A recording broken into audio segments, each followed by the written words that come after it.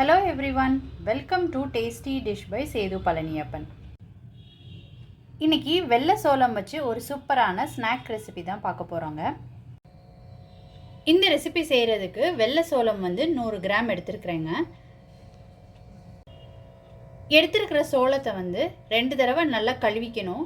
கழுவிட்டு 8 மணி நேரத்துக்கு ஊற வச்சிருக்கணுங்க.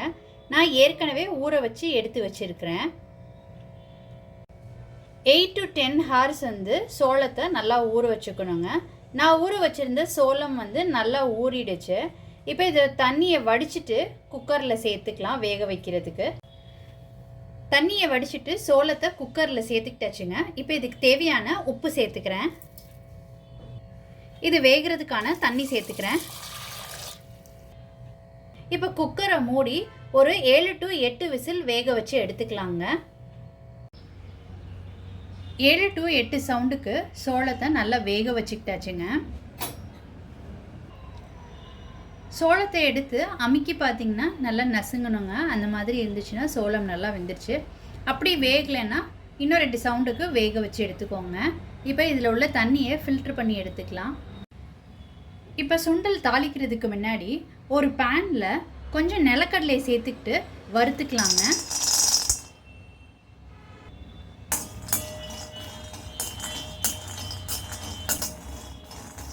மிதமான தீ வச்சுக்கிட்டு நிலக்கடலையை வறுத்து எடுத்துக்கோங்க.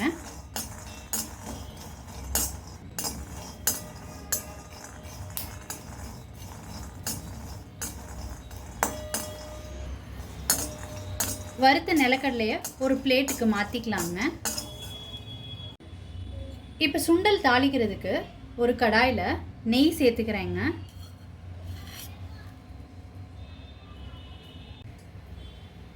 நெய்யில் தாளிச்சிங்கன்னா டேஸ்ட் ரொம்ப சூப்பராக இருக்குங்க. நெய் வேண்டானா நீங்கள் எண்ணெய் சேர்த்துக்கிறதுனா சேர்த்துக்கலாம். நெய்யில் கடுகு உளுந்தம்பருப்பு சேர்த்துக்கிறேன்.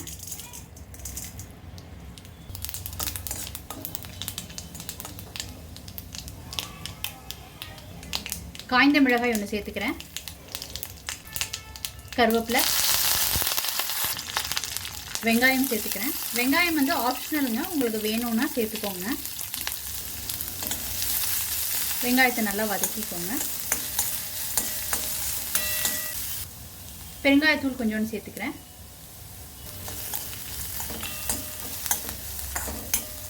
வெங்காயம் இந்த அளவுக்கு வதங்கினது போதுங்க.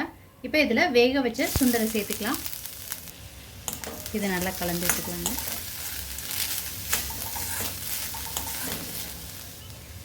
இது நல்லா கலந்து விட்டுக்கிட்ட பிறகு இதில் துருவின கேரட் சேர்த்துக்கிறேங்க. தேங்காய் கொஞ்சம் சேர்த்துக்கிறேன். வறுத்து வச்சுருந்த நிலக்கடலையை சேர்த்துக்கிறேன். கொஞ்சம் கொத்தமல்லி, கொஞ்சம் உப்பு சேர்த்துக்கிறேங்க. சுண்டல் வேக வைக்கும்போது ஏற்கனவே உப்பு சேர்த்துருந்தோம். இப்போ இது மற்ற இன்க்ரீடியன்ட்ஸ்க்காக நான் உப்பு சேர்த்துருக்கேங்க. இப்போ இது எல்லாத்தையும் சேர்த்து நல்லா கலந்து விட்டுக்கலாம். நல்ல ஒரு ஹெல்தியான ஈவினிங் ஸ்நாக் ரெசிபிங்க.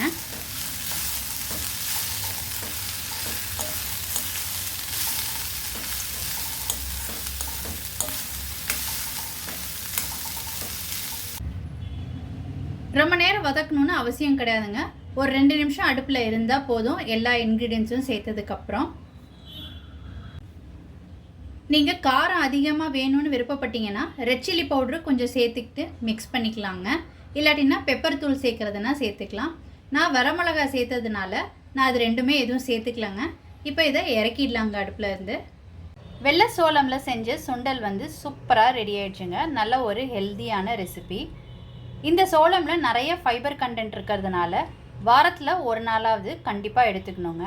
பாசிப்பயிறு, தட்டைப்பயிறு, கொண்டக்கடலையில் உள்ள டேஸ்ட்டு இந்த சோள சுண்டல்லையும் டேஸ்ட் ரொம்ப சூப்பராக இருக்குங்க. நீங்கள் கண்டிப்பாக ட்ரை பண்ணி பாருங்கள். சோளமில் இட்லி, தோசை அப்படி தான் எப்போவும் ட்ரை பண்ணுவோம். அதை மாதிரி செய்யாமல் சுண்டலாக செஞ்சு ஈவினிங் ஸ்நாக்குக்கு பசங்களுக்கு செஞ்சு கொடுங்க. நீங்கள் ட்ரை பண்ணிவிட்டு உங்களோட கமெண்ட்ஸை சொல்லுங்கள். உங்களுக்கு இந்த ரெசிபி பிடிச்சிருந்துச்சுன்னா லைக் அண்ட் ஷேர் பண்ணுங்கள். உங்கள் ஃபேமிலி அண்ட் ஃப்ரெண்ட்ஸ்க்கு tasty dish by Sethu Palaniappan சேனலை சப்ஸ்கிரைப் பண்ணுங்கள். நோட்டிஃபிகேஷன் பெல்லை கிளிக் பண்ணுங்கள் for more videos. Thanks for வாட்சிங்.